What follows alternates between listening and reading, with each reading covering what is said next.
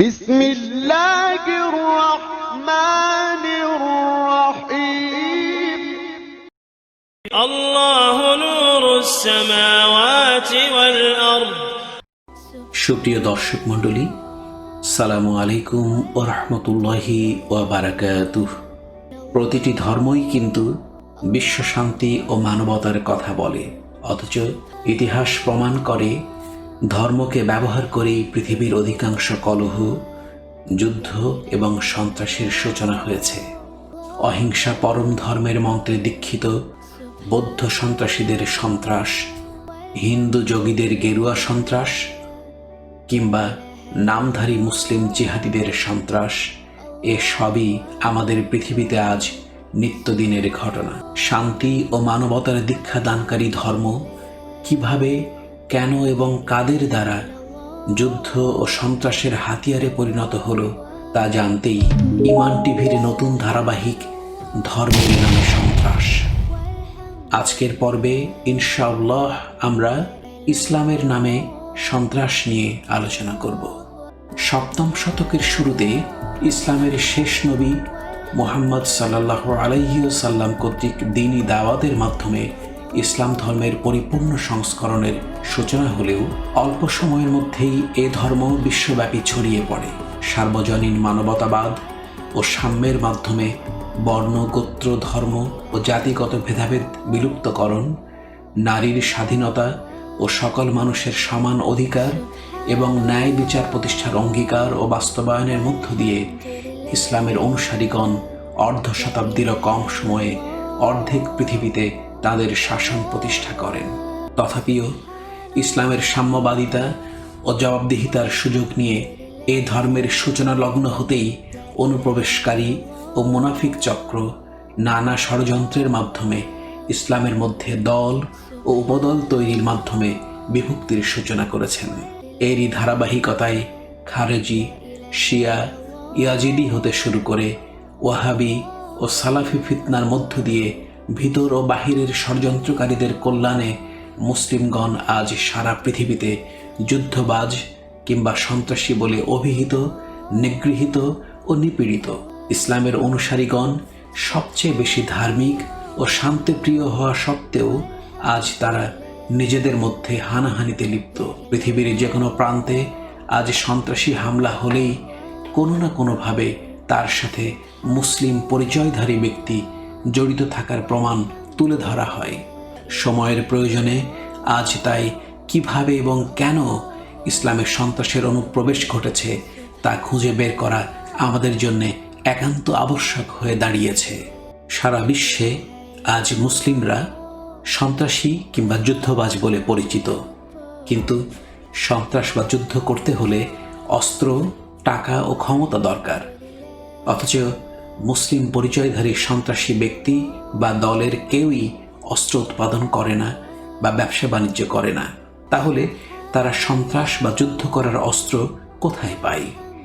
Saudi নাগরিক কিভাবে radar ফাঁকি দিয়ে বিমান চালিয়ে টুইন টাওয়ারে আঘাত করে, এ প্রশ্নের উত্তর আমাদের জানা প্রয়োজন।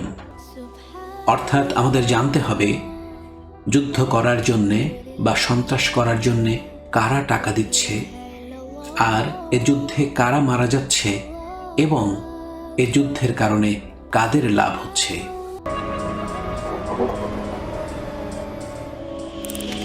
Tensions have been high in Bahrain since 2011 when Shiite Muslims began to protest against a mostly Sunni-led government. Last December, the government arrested Shiite opposition leader Sheikh Salman. Now, thousands gather to demand his release. Protests became violent with riot police using tear gas, batons, and heavy equipment against the demonstrators. সন্ত্রাস বা যুদ্ধ আসলে সবচেয়ে লাভজনক ব্যবসায়ের মধ্যে একটি। অন্য যে কোনো ব্যবসায়ের চেয়ে এ ব্যবসায়ের লাভ অনেক অনেক গুণ বেশি। আর এ ব্যবসায়ের জীবনচক্র হচ্ছে অস্ত্র উৎপাদন করতে হবে, এরপর সন্ত্রাসীদেরকে বিনামূল্যে অস্ত্র সরবরাহ করতে হবে, তাদেরকে যুদ্ধ বা সন্ত্রাসবাদে লেলিয়ে দিতে হবে যাতে করে তারা পরস্পরের সাথে হানাহানিতে লিপ্ত হয়ে যায়।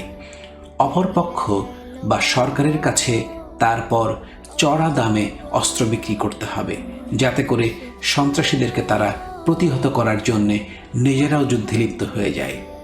আর এ ব্যবসায়ের লাভ 900 গুণ থেকে 1300 গুণ পর্যন্ত লাভ এ ব্যবসায় গোনা যায়। There are over 550 million firearms in worldwide circulation. That's one firearm for every 12 people on the planet. প্রশ্ন হতে পারে, কি করে যুদ্ধের মাধ্যমে লাভ অর্জন করা যায়? আসুন এক নজরে দেখে নিই। যুদ্ধের এ ব্যবসায় রয়েছে মাত্র 4টি ধাপ। 4টি ধাপ অর্জন করতে পারলেই তখন শুধু লাভ আর লাভ। এ ব্যবসায়ের মূল নায়ক ও সহ অভিনেতা হচ্ছে সন্ত্রাসের বিরুদ্ধে যুদ্ধের সেনাপতি আমেরিকা এবং তার দোসর ইসরায়েল সহ কয়েকটি মুসলিম প্রধান দেশ। Step number 1. Open up a bank or manufacture war materials like weapons, raw materials, soldiers, or services. Step number 2. Don't just pray for war, lobby for war. Push your politician friends for more conflicts. Step number 3. Support both sides of the war so that you come out on top no matter who wins. Step number 4. Sit back, relax, and bask in all that sweet cash flow as innocent men, women, and children perish. এভাবেই আজকের পৃথিবীতে যুদ্ধের বাণিজ্য চলছে। এখনকার দিনে পূর্বকালের east ইন্ডিয়ার মতো জাহাজ কিংবা যোদ্ধা লাগে না, লাগে শুধু মোটা মাথার কিছু দাড়িওয়ালা মুসলমান। তাই তো আজ ইরাক, সিরিয়া, ইয়েমেন কিংবা আফ্রিকায় চলছে অন্তহীন যুদ্ধ। Normal business profit margins are around 10%, give or take. But wartime profits? Whew! Especially with the big wars, we're talking 20%, 60%, 100%, 300%, 800%. The sky is the limit. Take DuPont, for example, during World War I. During the wartime years, their profits increased by over 950%. Or take the Central Leather Company at the same time. During the 3 years before the war, profits were around $3.5 million. Not too bad. In 1916 alone, 15 million. A very small increase of, 1300%. বিশেষজ্ঞগণের মতে 3টি কারণে যুদ্ধ, আক্রমণ বা সন্ত্রাসী হামলার ঘটনা ঘটে থাকে। তার প্রথমটি হচ্ছে মতবাদ, দ্বিতীয়টি রাজনীতি বা ক্ষমতা এবং সবচেয়ে জরুরি বিষয়টি হচ্ছে অর্থ। The road to extremism has 3 drivers: ideology, economics, and politics. At the core of extremist ideology is a narrative of us versus them. In extremist ideologies, people think either that they're superior to others, like the Aryan race myth that radicalized Germans before World War II, or that they're being victimized, as we see with Al-Qaeda teaching that Islam is under attack. These ideas breed fear and incite people to extreme action. এখন প্রশ্ন হতে পারে, যুদ্ধ লাগাতে তো কমপক্ষে 2টি পক্ষ লাগে, তাতে কি? বোকা মুসলিমদের সহজেই দলে দলে ভাগ করা যায়। এক দলকে শুধু বোঝাতে হবে অন্যরা সহি পথে নেই, তারা বিদাতি, শিরকি বা মাজার পূজারী। কিংবা ছোট্ট একটি উপদলকে বোঝাতে হবে যে তোমাদের নেতা বা দেশ ধর্ম থেকে দূরে সরে গেছে, তাই তাদের হত্যা করা ফরজ। তাহলেই বাজিমাত, বোকা মুসলমানেরা অস্ত্র কিনবে এবং নিজেরা গোলাগুলি করে মরবে। পক্ষান্তরে ব্যবসা চালু রাখতে হলে দেশে দেশে নিজের পছন্দের মানুষকে সরকার প্রধান করতে হবে। সরকারের সাথে সাধারণ মানুষের দূরত্ব তৈরি এবং সন্ত্রাসী দল গঠন করে তাদেরকে বিনামূল্যে অস্ত্র দিতে হবে। তাহলেই পছন্দের সরকারের কাছে চড়া দামে অস্ত্র বিক্রয় করা যাবে। আবার এক সরকার প্রধানকে কাজে লাগিয়ে অন্য দেশের সাথে যুদ্ধ লাগানো আরেকটি মজার খেলা। যেমন ইরাকের সাদ্দাম হুসাইন কিংবা সৌদি আরবের মোহাম্মদ বিন সালমান। প্রথমজন আমেরিকার পুতুল হিসাবে কুয়েত দখল করে নিয়েছিলেন, আর দ্বিতীয়জন আমেরিকার পুতুল হিসাবে ইয়েমেনের সাথে যুদ্ধে লিপ্ত হয়েছেন, ইরানের সাথে যুদ্ধে লিপ্ত হওয়ার চেষ্টা করছেন। The war in Yemen has been raging for 3 years, killing more than 10,000 and leaving many more starving. Saudi Crown Prince Mohammed bin Salman is considered the architect of the war, but how exactly is he involved? MBS decided to intervene in the Yemeni civil war in 2015. As Minister of Defense, his intention was to combat the rising influence of Iran, which had been supporting the Houthi rebels against the Saudi-backed government. President Abdul Rabbuh Mansour Hadi, who is currently under house arrest in Riyadh, replaced longtime President Ali Abdullah Saleh after a Houthi-supported uprising in 2011. Despite the change, the Houthis continued to protest, and the dispute quickly became violent. They rapidly took 2 cities, including the capital Sana'a, prompting countries in the region to believe they were backed by Iran, reportedly told US officials that he wanted to eradicate Iranian influence in Yemen. এভাবেই অস্ত্র উৎপাদনকারী দেশগুলি বিশ্বব্যাপী তাদের মিত্র দেশগুলির সহায়তায় যুদ্ধ জিইয়ে রেখেছে, আর তাদের অস্ত্রে মারা পড়ছে নিরপরাধ মানুষ, নারী, পুরুষ এবং শিশু। অস্ত্র বিক্রেতা দেশগুলি তাদের নিজেদের প্রয়োজনে ইসলামের মধ্যে নতুন নতুন দল তৈরি করেছে। তার মধ্যে সবচেয়ে নতুন সংযোজন হচ্ছে ওহাবি এবং সালাফিজম। বর্তমান সৌদি আরব এই ওহাবি সালাফিদের দ্বারাই নিয়ন্ত্রিত। সালাফি নয় এমন মুসলিমকে তারা হত্যা করা জায়েজ মনে করে, হোক না সে নারী, বৃদ্ধ কিংবা শিশু, যেমন ইয়েমেনি মুসলমান। The conflict has stretched for more than 3 years, and the bombings have devastated Yemen. What is important to look at, though, is how exactly they caused that devastation.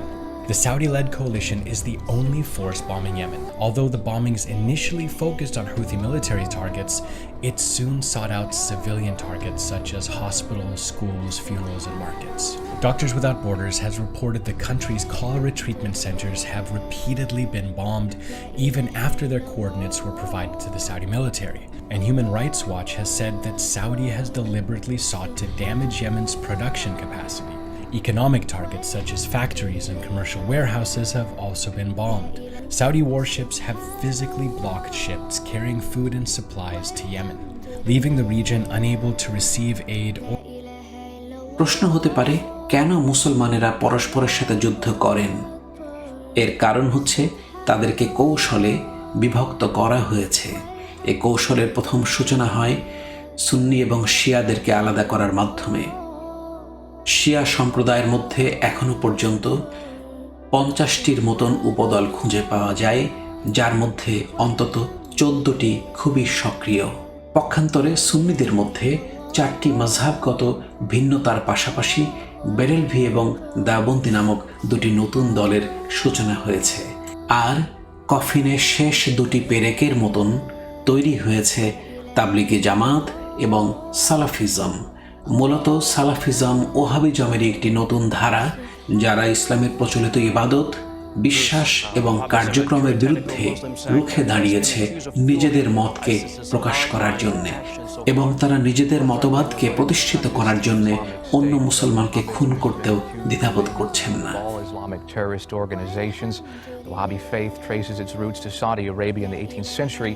Its Muslim founders wanted to return to a strict interpretation of the Quran. আর এই কারণেই ইসলামের মধ্যে আজ শিয়া সুন্নি বিভেদের পাশাপাশি ওহাবি সালাফি সহ অন্তত 50টির মতন সক্রিয় মতবাদ রয়েছে, যারা পরস্পরের বিরুদ্ধে হানাহানি, সন্ত্রাস এবং এমনকি যুদ্ধে লিপ্ত রয়েছে।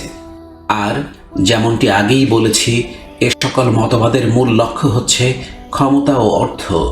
আর সেই লক্ষ্য পূরণের স্বার্থেই আজকের পৃথিবীতে গড়ে উঠেছে বেশ কিছু জোট, যেমন ইরান, ইয়েমেন, ফিলিস্তিন জোট কিংবা সৌদি আরব, ইসরায়েল ও আমেরিকা জোট। এটি হলেও সত্য যে বর্তমান পৃথিবীতে সৌদি, ইসরায়েল, আমেরিকা জোট সবচেয়ে বেশি সক্রিয় এবং যুদ্ধবাজ। পৃথিবীর সকল সন্ত্রাসী ঘটনার পেছনেই এই জোটের হাত রয়েছে বলে বিশেষজ্ঞগণ মনে করেন। আসুন তার কয়েকটি প্রমাণ আমরা নিজ চোখে দেখে নিই। আপনাদের সামনে যে সাইটটি তুলে ধরেছি তা রয়টার্সের অফিসিয়াল সাইট। লক্ষ্য করুন, এখানে বলা হচ্ছে Trump calls Obama, Clinton, Islamic State co-founders. I call President Obama and Hillary Clinton the founders of ISIS. They're the founders. In fact, I think we'll give Hillary Clinton the, if you're on a sports team, most valuable player, MVP. You get the MVP award. ISIS will hand her the most valuable player award. আরো একটি খবর দেখুন, এই সাইটের নাম Politico. এখানে যা বলা হয়েছে তাতে করে ট্রাম্প বলছেন Obama is the founder of ISIS and the co-founder would be crooked Hillary Clinton. সুতরাং এই কথা দিবালোকের মতো স্পষ্ট যে ISIS তৈরির পেছনে কিংবা এই ধরনের যে কোনো জঙ্গি সংগঠন তৈরির পেছনে আমেরিকার সুস্পষ্ট হাত রয়েছে। আর তাদের ব্যবসায়ের অংশীদার সৌদি আরব সারা পৃথিবীর সন্ত্রাসী সংগঠনগুলিকে টাকা দিয়ে সহায়তা করছে এই ব্যবসাকে জিয়ে রাখার জন্যে।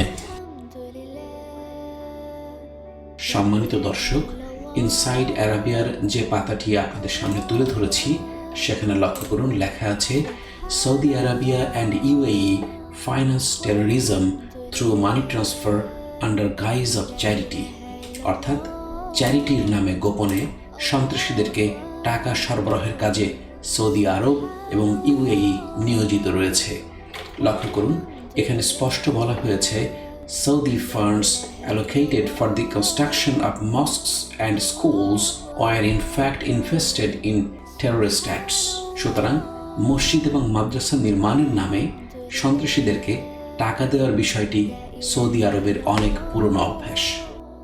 আরও একটি খবর লক্ষ্য করুন, foreignpolicy.com এর খবরটিতে বলা হচ্ছে extremism is Riyad's top export, অর্থাৎ রিয়াদের সবচেয়ে বড় রপ্তানি দ্রব্য হচ্ছে সন্ত্রাস। দেখুন, এখানে বলা হয়েছে Saudi Arabia is fighting for a dangerous monopoly on Islamic thought, অর্থাৎ সারা পৃথিবীতে ইসলামের একটি মনোপলি করতে চায় সৌদি আরব। এতক্ষণ আমরা যা দেখেছি তা যদি আমরা সারসংক্ষেপ করি তাহলে যা দাঁড়ায় তা হচ্ছে টেরর বা সন্ত্রাসের একটি গেম কিন্তু সারা পৃথিবীতে চলছে। যেই গেমের প্রথম পদক্ষেপ হচ্ছে সৌদি আরব, আমেরিকা এবং ইসরায়েলের মধ্যে একটি জোট, যেই জোটের কারণে সৌদি আরব ওহাবিজম এবং সালাফিজমের প্রচার এবং প্রসারে লিপ্ত হয়েছে দ্বিতীয় স্টেজে। দেখুন, এরপর তৃতীয় স্টেজে যা হচ্ছে তা হচ্ছে নতুন নতুন ধরনের মৌলানা তৈরি করা হচ্ছে, তাদেরকে পয়সা দেয়া হচ্ছে, টেলিভিশন এবং বিভিন্ন মিডিয়ায় তাদেরকে কথা বলার সুযোগ করে দেয়া হচ্ছে, আর তারা টার্গেট করছে মূলত যুবকদেরকে। ঠিক এই যুবকগুলিকে যখন সহি দিনের নামে এরকমভাবে তাদের দলভুক্ত করা হচ্ছে, তাদের মধ্য থেকেই বাছাই করে কিছুকে নেওয়া হচ্ছে জিহাদ করার জন্যে। বলা হচ্ছে জিহাদ ফরজ, আর যারা সালাফি নয় তারা অবশ্যই কাফির এবং তাদেরকে হত্যা করা যায়। এভাবেই ষষ্ঠ স্টেজে গিয়ে আপনারা দেখুন তাদেরকে বিভিন্ন গ্রুপে যোগদান করানো হচ্ছে। গ্রুপের তালিকা এখানে রয়েছে বেশ কিছু বড় বড় গ্রুপ, এবং গ্রুপের লোক সংখ্যা কিন্তু এভাবে নির্ণয় করা হয়েছে। লক্ষণীয় বিষয়, এই গ্রুপগুলি সবই নিষিদ্ধ গ্রুপ। তাহলে এদের লোক সংখ্যা বা জনসংখ্যা কত তা কি করে পশ্চিমা বিশ্ব জানতে পেরেছে? জানতে পারার কারণ হচ্ছে রিক্রুটমেন্টটা হচ্ছে একটি চমৎকার পদ্ধতি অনুসারে, এবং সৌদি আরব, ইসরায়েল এবং আমেরিকা সকলেই জানে যে কে কোন গ্রুপের সদস্য হিসাবে যোগদান করছে। আরও অবাক করার মতো বিষয় হচ্ছে জঙ্গি দেশ বা সংগঠনগুলো আমেরিকার অস্ত্র, এমনকি তাদের মিলিটারির জন্য কেনা অস্ত্র ব্যবহার করে সন্ত্রাস করে থাকে। আসুন তার কয়েকটি প্রমাণ নিজ চোখে দেখে আসি। ফক্স নিউজের যে খবরটি আপনাদের সামনে তুলে ধরেছি তাতে বলা হচ্ছে I gave the US trucks and ammunition to Al-Qaeda, the chaotic US efforts to arm Syrian rebels. একজন কমান্ডার বলছেন যে কিভাবে তিনি আমেরিকার ট্রাক এবং অ্যামুনিশন বা গোলাবারুদকে আল কায়েদার হাতে তুলে দিয়েছেন। বিবিসি নিউজের আরেকটি খবর দেখুন, Israel and Saudi Arabia what's shaping the covert alliance. লক্ষণীয়, সৌদি আরব এবং ইসরায়েলের মধ্যে নতুন একটি জোট তৈরি হয়েছে, এবং এই জোটের মাধ্যমে কিন্তু সন্ত্রাসের বিস্তৃতি আরও ব্যাপক হয়েছে।